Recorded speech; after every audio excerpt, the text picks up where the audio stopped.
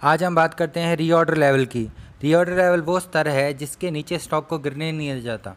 यानी कि हर कंपनी अपने हिसाब से एक स्तर रखती है कैलकुलेट करके, जिसके नीचे स्टॉक नहीं जाता। जैसे ही इसको टच करता है वैसे ही दोबारा ऑर्डर प्लेस कर दिया जाता है। इससे पहले मैंने आपको इकोनॉमिक ऑर्डर क्वांटिटी बताई है, जिसके अंदर मैंने बताया है कितना लॉट साइज़ रहना चाहिए जब हम ऑर्डर करें तो। लेकिन कब करें उसका आंसर हमको यहाँ से मिलता है कि यहाँ तक पहुँचने के बाद जब इतना स्टॉक रह जाए तो दोबारा ऑर्डर कर देना चाहिए। इसमें 2-3 चीज़ें आती हैं। पहली चीज़ है लीड टाइम। लीड टाइम वो टाइम है जितना टाइम लगता है स्टॉक को वापस गोडाउन में आने के लिए। जैसे कि अगर आपने पहली तारीख को ऑर्डर प्लेस किया और 15 तारीख को आपका सामान आया, यानी कि ऑर्डर रिसीव किया आपने, तो इसको ऑर्डर को पूरा होने में 14 दिन लग गए। तो ये हो गया आपका लीड टाइम, यानी कि 14 दिन लगेंगे आपको ऑर्डर को रिसीव करने में। अब उसके बाद आता है यूसेज रेट, यानी कि कितना रेट लगता है, कितना यूज़ हो रहा है डेली बेसिस पर। इसको कैसे कैलकुलेट करते हैं? इसको कैलकुलेट करते हैं टोटल एनुअल कंजप्शन, या तो रॉ मटेरियल का प्रोडक्शन है तो, या सेल्स आपकी, उसको नंबर ऑफ़ डेज से डिवाइड कर लेते हैं।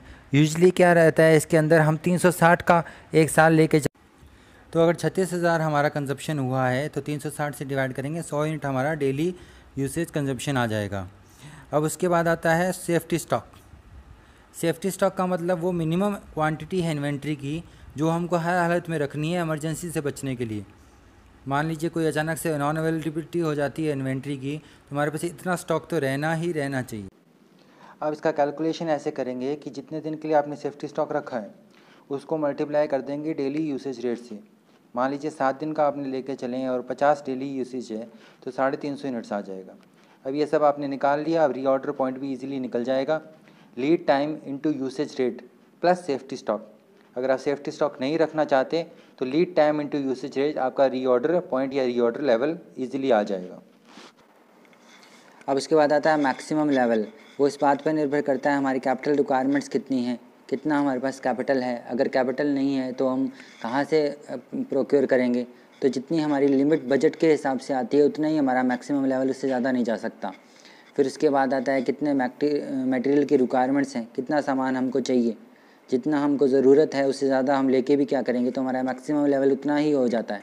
फिर आता है अवेलेबिलिटी ऑफ स्पेस, कितनी जगह है हमारे पास। अगर सामान रखने की जगह नहीं है तो उससे ज़्यादा हम रख नहीं सकते। स्पेस कितना है हमारे पास, और रेट ऑफ कंजप्शन कितना है मटेरियल्स का, कितनी तेज़ी से हम कंज्यूम कर पा रहे हैं उसको।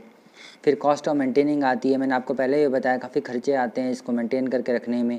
स्टोरेज के खर्चे हैं, इंश्योरेंस के खर्चे हैं। जो इतने खर्चे हम उठा सकते हैं उतना ही हमारा मैक्सिमम लेवल हो सकता है। अगर उसे खर्चे नहीं उठाना चाहते हम ज़्यादा, तो हम ज़्यादा स्टोर भी करके नहीं रखेंगे। अब उसके बाद आता है फ्लक्चुएशंस।